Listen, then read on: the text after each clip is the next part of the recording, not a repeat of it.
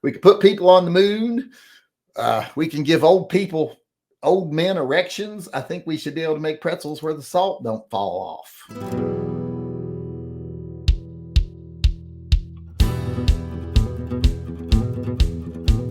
Hey everybody, welcome to Shooting the Shit with Yankee. As always, I'm Yankee, so let's start shooting. Today's question is, other than reliability, because everybody always says reliability, even though I don't think some people mean it, based on their choices. Other than reliability, what is the most important factor when you consider what handgun you want to carry every day as your EDC? Is it power? I want something that'll shoot through the engine block of a Mack truck. Is it capacity? I want to have at least 12 rounds or more. Is it ergonomics? It's got to fit my hand. If it don't fit my hand right, doesn't matter anything else. Is it cut for a red dot? Got to have a red dot. Is it size? Does it got to be able to disappear under a t-shirt? Is it weight? Can't be tugging on your belt. Just what is it? What's the most important factor to you?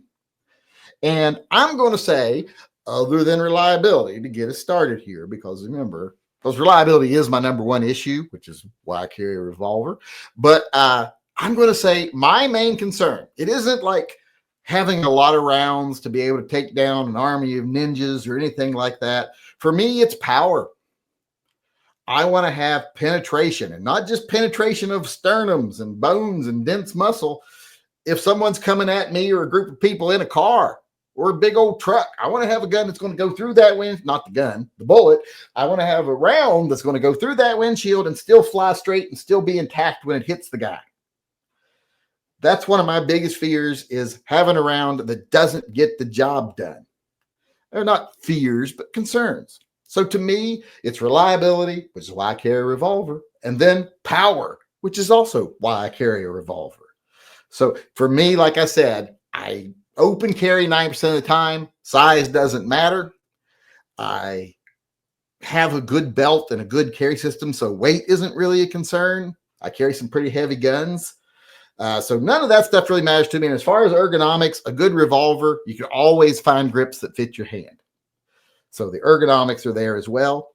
Easy to shoot, just simple. But main concern for me, other than reliability, is power. And that's why, like I said, I choose a revolver. Now let's see what everybody else says over here. See if we get anything different. Excuse me. I just belched a little bit. I started my soda early. I usually don't drink it till after the first part, but because I burp like a motherfucker in the second part, just the first part, I try to be more professional. The shooting the shit, I try to be more professional. Carryability says practical bacon. Oh, wait, I'm on the wrong. There we go. That was a question from earlier where someone was telling us something that their mentally challenged uncle told them. Practical bacon, carryability. If your gun isn't comfortable to carry and use, you won't carry it. And as often, and actually carrying, you won't carry it as often, and actually carrying your carry gun is very important. Well, that's a good point. The gun you don't have with you is not a good carry gun at all. Now, I will not go as far as to say, some people say the best carry gun is the one you got. The best gun is the one you got with you. No, that's not true at all. You could say having any gun's better than having no gun, and even that's not the case if the gun's more likely to blow up in your face than it is to hurt the person you're shooting at. But the best gun you got is the best gun is the one you have with you. No, if you got a shitty gun with you, you still chose a shitty gun.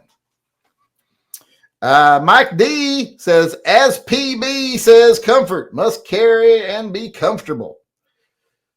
Yes, I think that's pretty much what the other guy just said. It's just what Practical Bacon said. Mikey D, that was Mikey D.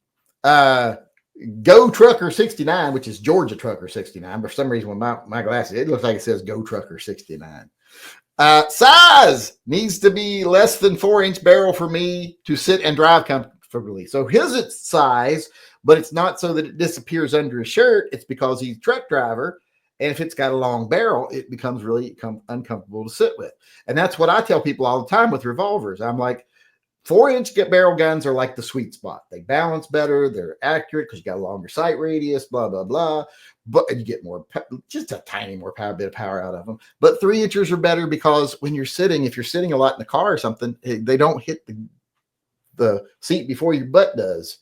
It's like sitting on too big a wallet when you got too long a barrel. kind of makes you off kilter and makes your back hurt. It's just uncomfortable. So there's a specific perspective from someone who sits in a truck all the time. Mike White says it's got to go bang. Well, that would be reliability. And we said other than reliability. So Mike White is not following instructions. Somebody smack him. I would, but I don't know where he's at.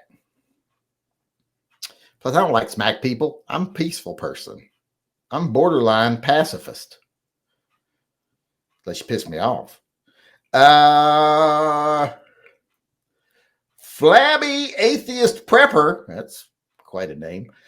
Compact, but still able to mount at least a light and preferably also an optic. So he wants it small enough to carry, but he wants also like a red dot and maybe a light, which, 10 years ago, people would laugh at you when you said that. But now look at the guns that actually have the little micro red dots, like the Hellcats and stuff, that are still tiny, but they have you can put a red dot on them. Some of them even have lights built into the grips, lasers and stuff. You can get them. Yeah, that's actually something you can find nowadays. But 10 years ago, people would have laughed in your face. 15, I don't know. I'm not good at judging time. I think my kids were just 6 and 10. I'm like, what happened? When did they get big and ugly? Boss Hug says, I'm like you, double action, or single action with a safety for EDC. I'm not usually as big a fan of single action with a safety, but now I'm thinking, well, it might be a good idea if someone pulls your gun. But yeah, double action, single action is a big thing I like too. And if you want double action, single action, you'll find good guns in double action, single action. That's a good, it's harder nowadays, but still do it. Heavy J said, ease of carry, American brand, budget friendly. So he wants something, he's of that mindset. If I'm going to get the police take it, I don't want it to be costly. I've had the police take one of my guns, as people know, recently. And I can't say that I was upset that it was an expensive gun, because I'm always wanting to carry the best gun I think I have for the situation. And if that turns out to be the most expensive one, I'll take that risk. What's the chance of getting 2 guns taken? So now I'm even more likely to carry a nice gun. But American brand, it's hard to tell what's an American brand nowadays. Ghost Shadow, number one important is it has to be effective. Well, to me, that would be power, because, like I got to be able to shoot through a windshield, got to be able to shoot through a car door. People are using weapons as vehicles nowadays. And that's something I worry about. When we're out and about, if there's people around, I worry about it. Even when walking down a sidewalk, I used to be the kind of kid that was always like, I got to keep an eye on the traffic because they might jump the curb. People jump the curb. When I was a kid, I was walking down the main drag in Point Pleasant, West Virginia. Right as I was getting to the pizza, Village Pizza, a guy was turning left and turned in front of someone. He ran off the road. His side mirror hit me in the fucking arm hard enough to knock me to the ground, and he hit the telephone pole. If I'd have been like a second or two faster getting down the road, he would have hit me head on and smashed me into that telephone pole. So I've always been leery of people in vehicles. Steel and Wood Outdoors. That's a long name, and he made a long post. It depends on the day. When going to work, it's ultimately concealment. When going out in downtown Atlanta, don't go out in downtown Atlanta. What's wrong with you? That place is filthy. I used to love downtown Atlanta. I used to go all the time. Used to go there, go out and party at night, and go to the underground because they had a Warner Brothers store. They also had one out in Dunwoody. I really liked Atlanta. And then I went back a few years ago, and I'm like, what the fuck happened to Atlanta? Used to be a really nice city. When I go out in downtown Atlanta Saturday night, it's capacity across all platform. A good trigger is super important to me. See, that's one we haven't really heard much of. But double action, single action, we heard that mentioned. Some people want a light trigger, really light. I'm surprised no one said accuracy yet. George Powell, ratio of power versus size, he said. I pocket carry a Springfield 3.8 millimeter. A 3.8 inch, 10 millimeter Elite sometimes, or G29, but I am in love with the SDR. He just got the SDR, by the way. He didn't win it. He actually had to buy one. Who won the SDR? Was it Kevin Mabry won the SDR? I can't remember. I remember John Heasley had a shot at it, but he chose something different. He could have gotten the SDR. He chose something different. I don't remember what he chose, though. What did he choose? He's here. He'll probably tell us. Tim Allen, but ratio power to size, that's, good, I guess. That 3.8 millimeter, 10 millimeter, that's a good ratio power to size. Relatively small, but powerful. Tim Allen says, how it fits in the hand and night sights, top of the list. Cut for red dot is very close second. So he wants to be able to see the sights, and red dot, if you get older, older eyes, helps me a lot. Red dots really improve my aim and my ability to shoot quickly. I'll tell you that right now. I've proven that time and time again at the range. But how it fits in the hand, that's, the ergonomics thing. It's got to be a good ergonomic gun. If you can't point it straight, how are you going to hit what you're shooting at? And we got one more person weighing in here, and it's Heavy J. And he said, most guns I buy to carry. So yes, got to feel right. Well, feel right. I don't know if that's an official category. Feel right's got to feel right. I mean, maybe that would be ergonomics, I guess. Or would that be size, where it's got to be carried easy? It's one of those, but you're confusing me. So it's a shame I got confused on the last entry here, but it happens. I get confused a lot. So thanks to everybody weighed in here. How about you in YouTube land?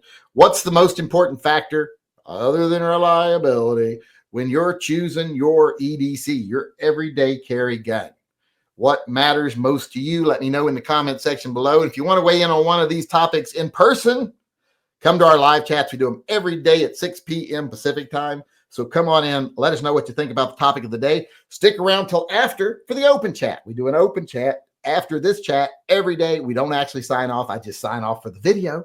And then we go into the open chat. So join us. I hope to see you soon. Until then, remember, always carry and stay safe until I see you again.